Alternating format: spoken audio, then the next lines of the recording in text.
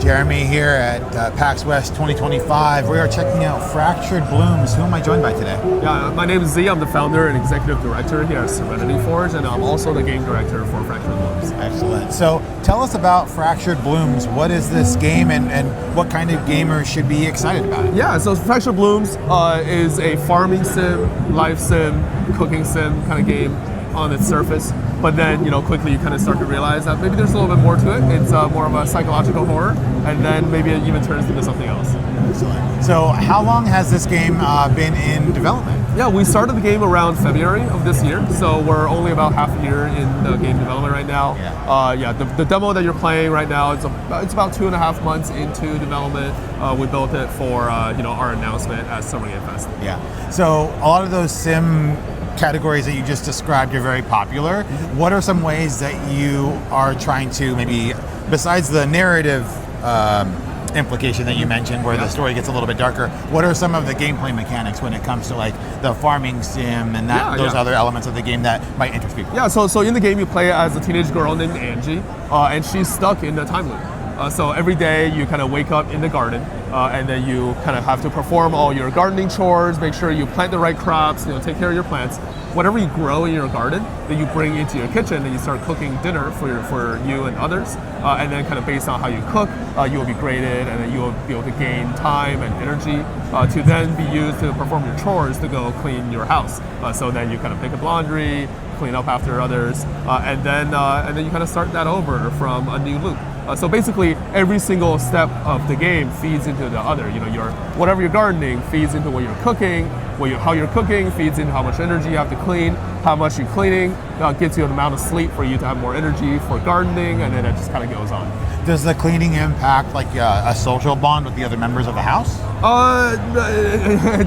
I guess technically. Maybe. Yeah. I was just curious about that. It's a little bit more complicated than that because Gotcha. the game is what we're talking about is very much surface level. Yes, of course. And then once you get more into it, you start to realize there's a lot more to it. Yes, of course. I mean, Serenity Forge has done other titles that are known for kind of turning these genres on its head. Very subversive. Doki, Slay the Princess, all that stuff. So it makes sense that it would be sort of inverse. Was that the main? I mean, what was sort of the driving motivation behind this title in particular for Fractured Blooms? Yeah. So I mean, like you kind of said, our studio very much focuses on creating games with a lot of meaning, a lot of emotional impact. Games that are aimed to kind of challenge the way people think. So this game, we kind of looked at a lot of games out there, your mouth-watering, me-side, amazing games that really inspire us.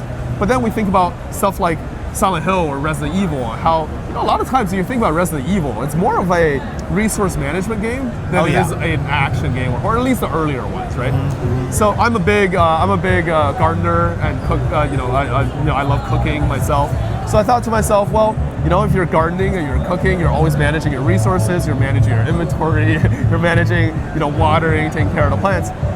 Why not kind of create something that's a little bit more in line, using that into a systems-driven horror experience? And that's kind of a lot of where it came from. Awesome. So you just started working on this game. It's been about 6 months or so. What's the production timeline for this game as it stands right now? Yeah, I mean, we're probably going to need a little bit more time, obviously. We're hoping that maybe the next couple months we polish up the demo, maybe like release it publicly on Steam for folks to check out.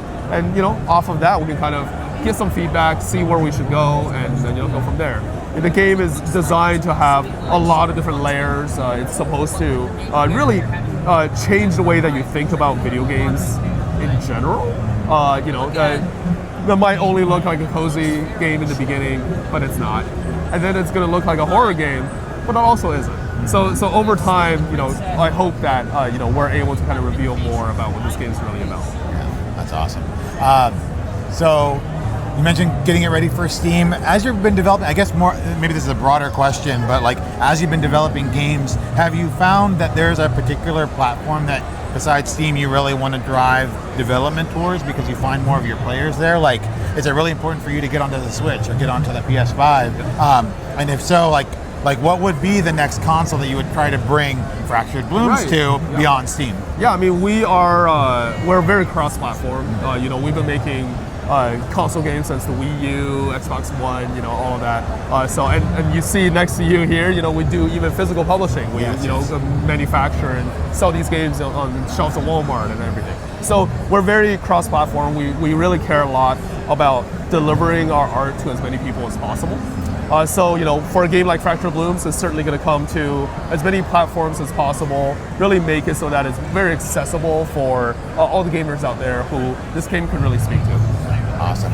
Well, thank you again so much for the time to chat and getting an opportunity to try out Fractured Blooms. And I hope you have a great rest of your weekend. Yeah, absolutely. Thank you so much. Yeah.